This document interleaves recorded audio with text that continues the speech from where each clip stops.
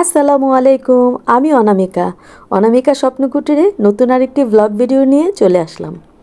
আজকে আমি রান্না করব তিহারির জন্য যে গোশটা আমি রান্না করে রেখে দেই, সেটা রান্না করা দেখাবো।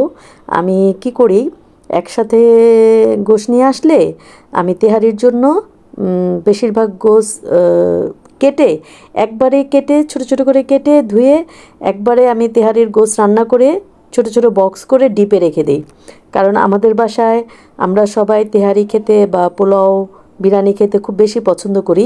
মানে যখন তখন ইচ্ছা হলো যে এখন রাত্রেবেলা ভাত খাবো না, একটু তেহারি খাবো, তো সাথে সাথে দেখা গেল এক বক্স গোশ নামিয়ে রান্না করে ফেললাম। তো এর জন্য আমি কি করি, তেহারির গোশটা একবারে বেশি করে রান্না করে ছোট ছোট বক্স করে ডিপে রেখে দেই, যখন ইচ্ছা তখন রান্না করা যায়। আর আলুটা আমি আগে দেই না, আমি তেহারিতে আলু খুব পছন্দ করি, আমাদের বাসার সবাই আলু পছন্দ করে। আলুটা আমি কি করি, যখন আমি পোলাওটা রান্না করি পোলাওর সাথে তেহারির গোশটা মিক্স করি, তার আগে আমি পোলাওর ঘিটার মধ্যে আলুটা ভেজে ছোট ছোট করে কেটে আলুটা ভেজে আলুটাকে উঠিয়ে রাখি, তারপরে পোলাওটা ওই ঘিটার মধ্যে রান্না শুরু করি। তাহলে কি হয়, আলুটা ভাজা সিদ্ধ হয়ে যায় আর ওটা খেতে টেস্টও লাগে। তো আমি অনেকগুলি পেঁয়াজ দিয়েছি, আমার প্রায় এখানে গরুর গোশত নিয়েছি আমি 4 কেজির মতো, আর আমি পেঁয়াজ দিয়েছি 1 কেজির মতো। আর আদা রসুনটা আমি তো এটা মানে আমি তো মাপঝুপ করে রান্না করি না, আমি বলি আমি আমার চোখের আন্দাজে রান্না করি। তবে আমি এখানে চায়ের কাপের 1 কাপের বেশি আমি আদা বাটা দিয়েছি, আদা রসুন বাটা। আর সাথে দিয়েছি আমি কাশ্মীরি লাল মরিচের গুঁড়ো, ধনিয়ার গুঁড়ো, আমি আমাদের দেশি যেই ঝাল লাল মরিচ সেই গুঁড়োটাও আমি দিব। আমি 2 রকমের মরিচের গুঁড়া সবসময় ব্যবহার করি, একটা ঝালের জন্য একটা রঙের জন্য। অনেকে বলবে যে তেহারিতে কেউ গুঁড়ামরিচ খায়, হ্যাঁ খায়। গুঁড়ামরিচটা রান্না করলে সেটা যেই গোশটা তেহারি রান্না করি সেটা যদি আমি গুঁড়ামরিচটা দিয়ে রান্না করি, সেই যে ঝালটা হয় বা যে একটা কালার হয় সেটা বেশি সুন্দর হয়। আর আমি এখানে সব গরম মশলা একসাথে করে ব্লেন্ড করে নিয়েছি পানি দিয়ে, কারণ গুঁড়ো করার সুযোগ হয়নি। আমি দারচিনি, এলাচি, তেজপাতা, বড় এলাচ, ছোট এলাচ, লং, তারপরে জয়ত্রী, জয়ফল, যা কিছু আমরা গরম মশলা ব্যবহার করি সব কিছু দিয়ে পানি দিয়ে আমি ব্লেন্ড করে নিয়েছি। আমি গরম মশলাটা ব্লেন্ড করে বা গুঁড়া করে সবসময় কেন দেই, তাহলে দাঁতে লাগে না খাওয়ার সময়। এলাচ হোক দারচিনি হোক দেখা যায় বোঝা যায় না, দাঁতে লাগলে খাবারটা কেমন যেন টেস্টটা নষ্ট হয়ে যায়। এর জন্য আমি চেষ্টা করি বেশিরভাগ সময় আমি গুঁড়া বা ব্লেন্ড করে দেওয়ার জন্য, কাঁচা দিলেও আমি ব্লেন্ড করে দেই যেন দাঁতে না লাগে।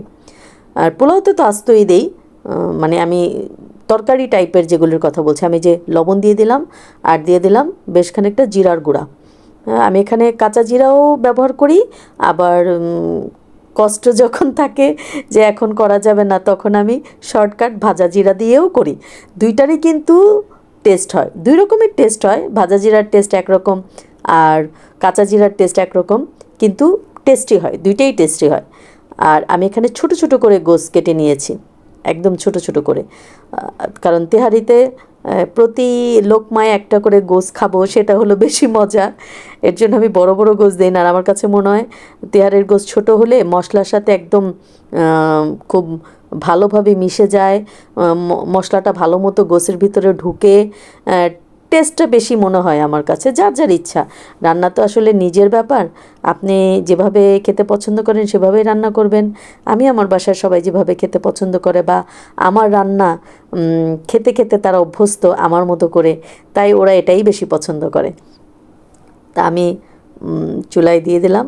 এখন এটা থেকে যতটুকু পানি ওঠে, আমার এখানে একটুও পানি দিতে হবে না, যতটুকু পানি ওঠে ওটা দিয়েই ঠিকঠাক এটা নরম হয়ে যাবে, গোশটা হয়ে যাবে।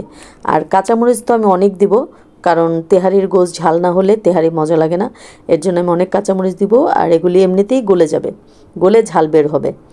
আর দেখেন আমি যে গুঁড়ো মরিচটা দিয়েছি, যদিও দেখতে এখন মনে হচ্ছে যে একটু কালার কালার, যখন আপনি পোলাওর সাথে এই গোশটা যখন মিক্সড করবেন তখন কিন্তু আপনার একটুও মনে হবে না যে আপনি এখানে লাল মরিচের গুঁড়া ব্যবহার করেছেন।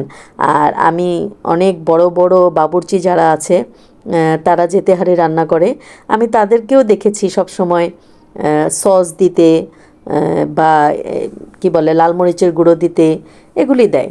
হ্যাঁ, আমিও দেই। সব সময় সস ব্যবহার করি না, আবার অনেক সময় করি। আসলে আমি এক একবার এক এক রকম করে রান্না করি। আমি যেভাবে রান্না করি সেটাই আপনাদের সাথে শেয়ার করি। আমারটা ভালো লাগলে আমার মতো করে রান্না করে দেখবেন কেমন হয়, বা আপনারা কিভাবে রান্না করেন সেটাও আমাকে জানাবেন। আমি আপনাদের মতো করে রান্না করে খেয়ে দেখব কেমন হয়। তো প্রায় হয়ে আসছে, দেখেন অনেক পানি উঠেছে। আর যেই পানি উঠেছে এটা দিয়ে তেহারির গোশ ঠিকঠাক হয়ে যাবে। আর তেহারির গোশে কিন্তু ঝোল তো আর লাগে না, তাই পানিরও প্রয়োজন নাই। এটা তো আপনি একদম ভুনা ভুনাই করে ফেলবেন। যেহেতু ভুনা ভুনা করে ফেলবো, সেহেতু এটার মধ্যে এক্সট্রা কোনো পানি দেওয়ারই দরকার নেই। আবার দেখা যাবে এক্সট্রা পানি দিলে বসে আবার এটাকে শুকাও। এই যে উপরে দেখছেন যে কালার লাগছে, এই কালারটা কিন্তু যখন আমি তেহারি রান্না করব তখন কিন্তু এই কালারটা থাকবে না। একদম দোকানের যে তেহারি হয় কালারটা ঠিক সেই রকমই হবে, বরঞ্চ দোকানের তেহারিটা একটু কালচে বেশি হয়, আমাদেরটা অত কালচে হবে না। কালচে হবে না, কালারটা খুব সুন্দর হবে। আমি যখন তেহারি রান্না করব তখনও আপনাদের সাথে শেয়ার করব। আর আমি এখানে টক দই দিয়ে দিলাম। আর এখনকার টক দইগুলো খুবই পাতলা হয়। হ্যাঁ, আড়ঙের টক দই, বাট তারপরেও আমি দেখলাম যে বেশ পাতলা। তো টক দইটা দিয়ে দিলাম। আপনারা চাইলে টক দই দিতে পারেন, নাও দিতে পারেন।